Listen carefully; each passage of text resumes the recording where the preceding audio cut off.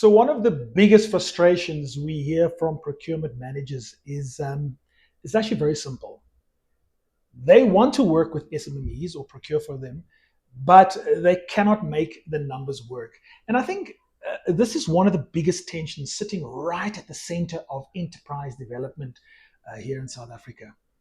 On the one hand, procurement teams are encouraged, sometimes begged by transformation managers to procure from EMEs and QSEs. But on the other hand, they are still accountable for costs, quality, reliability, delivery, and obviously commercial performance. And this is where things begin to break down.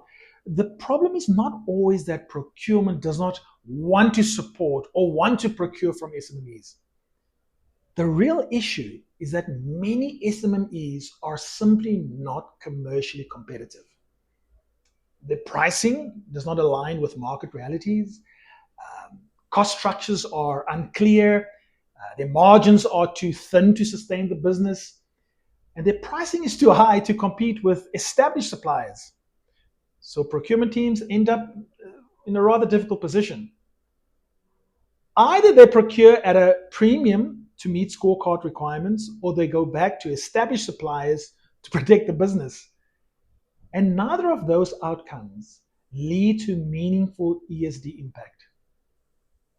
I think this is where business development providers need to reflect honestly on the role we play.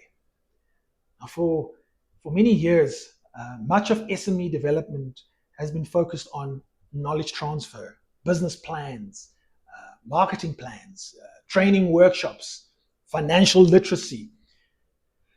Now, while those things matter and are very important, procurement does not buy knowledge.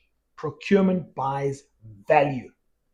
If an SME cannot present a competitive price, a clear cost structure, and a value proposition that makes commercial sense in a real procurement environment, they will struggle to integrate into supply chains.